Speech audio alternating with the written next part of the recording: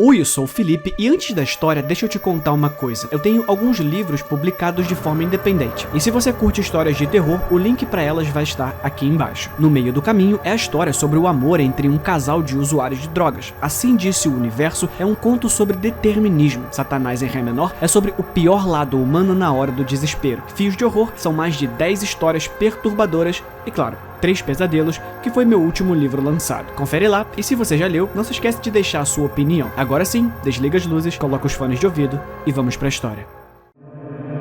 Essa história tem um final feliz.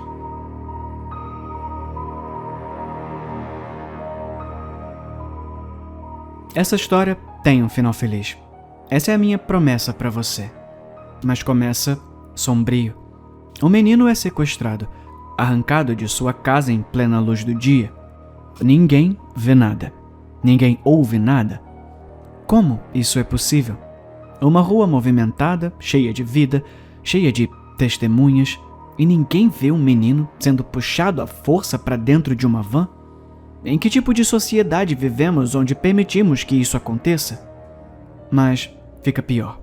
Acontece que o menino não foi levado para ter um pedido de resgate. A polícia não tem noção. Dias, semanas e meses se passam, mas eles não estão mais perto de encontrá-lo. É como se ele tivesse desaparecido no ar. Eles sussurram a portas fechadas. Ele não fez isso, é claro. Nós todos sabemos. Os pais estão quebrados, estilhaçados, em pedaços, irreconciliável. Ele também era filho único deles. Eles não têm mais ninguém para cuidar. Então, não o fazem. Eles não se importam. Eles se desfazem nas costuras. Mas eles nunca perdem a esperança. O menino acorda com dores terríveis todos os dias. Ele não vê o sol há semanas. Uma sombra pálida e mórbida da criança animada que ele já foi. Ele conhece apenas escuridão, tormento e medo. Minutos parecem horas. Horas parecem dias. Dias parecem semanas. Ele chora até não haver mais lágrimas. E então, quando ele fica sem comida e água, seu corpo chacoalha em convulsões horríveis. Quase como se sua alma enfraquecida estivesse procurando desesperadamente por um botão para desligar. Não existe tal opção. Eles não permitirão que ele morra. E ele sabe disso. Eles descem para a escuridão a cada 2 horas como um relógio, com suas câmeras de vídeo e suas facas e seus maçaricos, fios e bisturis. Eles o cortam, fatiam, queimam, dão choques, o tempo todo brincando, rindo e conversando à toa, como se fosse apenas mais um dia de trabalho. Não há mais humanos naquele porão. Apenas uma coisa quebrada e as coisas que o quebram. Somos uma espécie hedionda, não somos? Quando não somos controlados, quando for prometido que não seremos perseguidos pelos nossos crimes, cometeremos todos eles. Por dinheiro, prazer, por diversão, por ciência, por curiosidade, ou só porque podemos. Isso é quem somos, a essência da humanidade. Mas eu prometi a você que essa história teria um final feliz, e isso acontece eventualmente. Sei que você está preocupado com seu filho. Você não precisa estar. Estamos cuidando muito bem dele. Ele fica perguntando sobre vocês dois, em soluços e súplicas patéticas. Eu disse a ele que matamos vocês. Afinal, mais lágrimas para a câmera. Ele te ama muito, e eu pensei que você deveria saber disso. Vamos mantê-lo vivo por muito, muito tempo. É o que você queria, não é? Então, fique feliz. Esse é um final feliz. Assim como eu prometi.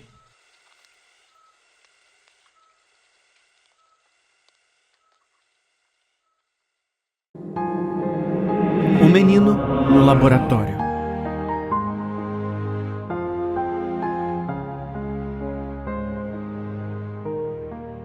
Meu pai o mantém trancado na maior parte do tempo, mas às vezes ele foge e eu acordo com ele parado ali, do lado de fora do meu quarto. Geralmente, à noite, Mas às vezes ele está lá quando eu acordo de manhã também. De repente, ele está ali, todo silencioso e estranho, olhando para mim com aqueles olhos escuros e redondos. Não há alma neles, sabe? Nada ali. Tudo branco e vazio. Meu pai o levará embora, todo calado e silencioso, e ele retornará assim que o trancar novamente, para ter certeza de que estou bem. Ele está apenas curioso, Elijah. Ele dirá: eu vou mantê-lo longe de você, tá? Não se preocupe. Meu pai é um cientista, o melhor que existe. Ele me disse que trabalha para o governo, um projeto muito importante também, para beneficiar toda a humanidade, ele diz. São muitas pessoas, toda a humanidade. Milhares, eu acho. Ainda mais alguns dias. Eu vou mantê-lo seguro, ele dirá. Você está seguro aqui. Eu não aguento quando o menino foge. Ele é tão estranho e silencioso e sempre vem até mim. Toda vez, se ele é tão importante, por que é tão difícil mantê-lo preso? Ou talvez seja esse o motivo. Talvez ele possa atravessar coisas sólidas ou algo assim. Talvez meu pai o tenha feito assim. Como você está se sentindo hoje, Elijah? Meu pai pergunta. A minha mente continua vagando de volta para aqueles olhos redondos. Então, ele tem que me cutucar para chamar minha atenção. Nós vamos consertar você, tá? Não se preocupa. Diz ele. É por isso que eu tô aqui. Eu não suporto todos os tubos e fios, mas nasci sem braços e pernas. Por isso meu pai diz que eles me mantêm vivo. Ele vai cultivar alguns e me dar novinhos. Ele me prometeu isso. Ele é um grande cientista, o meu pai. Ele pode fazer qualquer coisa. Novo remédio hoje, Elijah, diz ele, inserindo um líquido preto em um dos tubos. Eu tive um bom pressentimento sobre esse. Eu realmente não consigo falar. Faço alguns sons, mas nasci sem língua e sem o que chamam de cordas vocais também. Então, apenas movo meus olhos quando quero dizer alguma coisa. Essas são as únicas coisas que posso mover. Eu volto e vejo como você tá mais tarde, tá bom? Ele sorri. Eu tenho mais remédios para testar. Ele me dá remédios 6 ou 7 vezes por dia. A maior parte dói muito. Coisas crescendo na minha pele, coisas crescendo no meu corpo. Mas é uma coisa boa, diz meu pai. Isso significa que está funcionando. Significa que eu tô melhorando. Não se preocupe com os buracos, ele diz. Eles vão desaparecer. Eu vou manter o meu filho longe, ele diz. Esse é o nome do outro menino, filho. Eu não gosto quando ele foge. Ele deveria estar preso. Mas eu confio no meu pai. Ele é um grande cientista, meu pai. Ele vai me consertar.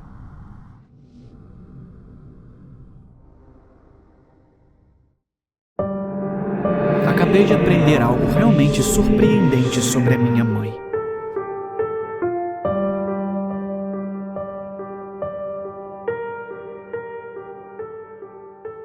Eu sempre suspeitei que a minha mãe fosse diferente de todos nós, mas nunca consegui identificar um motivo.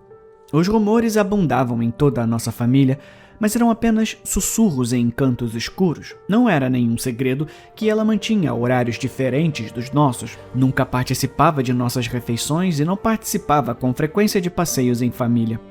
Como cresci com esses hábitos, eles não eram estranhos para mim. Eu amava minha mãe e geralmente considerava seu comportamento timidez ou constrangimento com nossos hábitos. Podemos ser muito bagunceiros na hora das refeições, cheios de piadas grosseiras e de maus modos à mesa.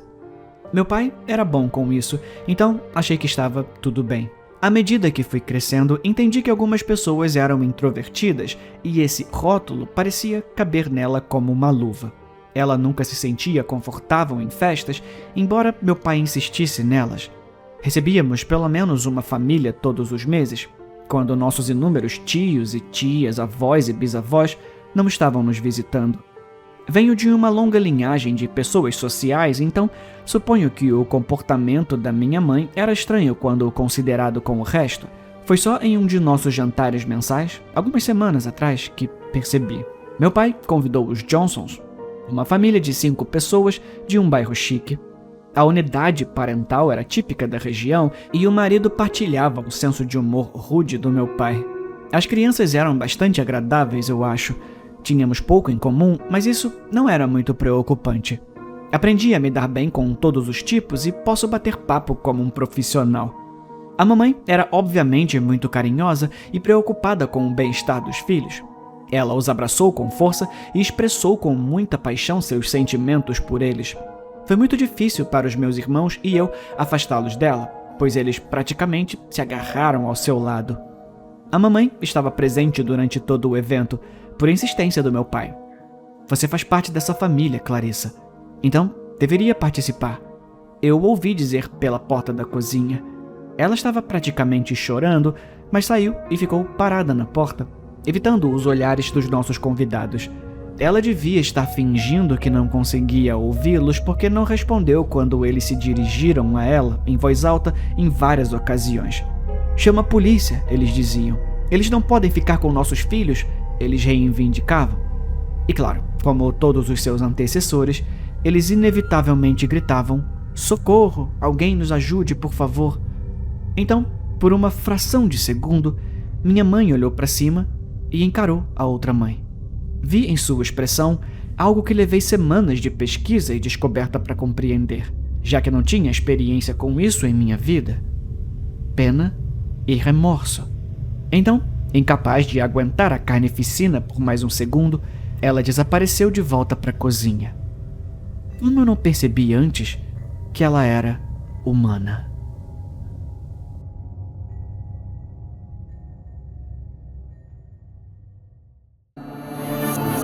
Aqui vai uma opinião impopular. Paredes pintadas com vermes são uma estética agradável.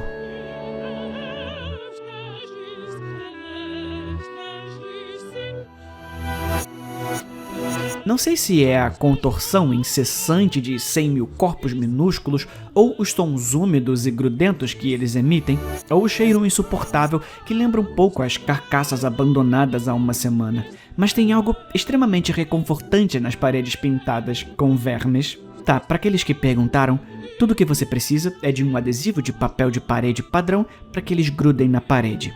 Eles morrerão muito rápido, então você precisará raspá-los depois de 1 ou 2 dias com um raspador ou uma espátula. Prepare-se para os cheiros, tá bom? Eu só fiz isso em uma sala bem pequena, cerca de 3 por 3 metros, eu diria cerca de 2,5 do chão até o teto. Tenho certeza de que você também pode expandir para salas maiores, mas você vai precisar de muito mais vermes. Muitos de vocês estão perguntando onde eu compro quantidades tão grandes de vermes. Honestamente, eu não compro. Mas você pode comprar, sabe? Eu acho que você pode comprá-los em lojas de animais ou lojas de iscas, algo assim. Mas eu literalmente não faço ideia sobre isso. Desculpa, pessoal, tô muito atarefada, é difícil de acompanhar. Na verdade, eu não sou nenhuma especialista nisso. Eu só faço isso há alguns meses. É uma história meio complicada, mas o resumo é que eu só queria encontrar uma maneira legal e incomum de decorar o quarto do meu filho. Eu costumava pegá-los de carcaças de animais, sim, como alguém mencionou nos comentários, mas não é como se eu saísse por aí matando eles. Pessoal, não é crueldade contra os animais se eles estiverem mortos quando meu filho os traz pra mim. Porque de repente eu sou uma abusadora de crianças? Meu filho só gosta de brincar com animais mortos, literalmente não tem lei contra isso. E para as pessoas normais nesse post, sim, ele gosta quando eu pinto as paredes. Ele acha que os vermes são legais pra caramba. Isso também o impede de comer os animais mortos. Por que ele come os vermes? Eles são uma ótima fonte de proteína, sabe? Saudável. E ele não mata todos. Alguns deles são literalmente de atropelamentos. Vocês são loucos. Eu não me importo que ele brinque com animais mortos, mesmo se ele os matasse. Eles teriam morrido mais cedo ou mais tarde. Além disso, não é melhor que ele mate animais em vez de pessoas? Ele não é um psicopata, e eu também não. A coisa com o pai dele foi um acidente, e ele não tem culpa nenhuma. E daí, se alguns viciados e prostitutas morrerem? Quem realmente se importa? Todos vocês provavelmente mereceriam. O meu filho é um bom menino.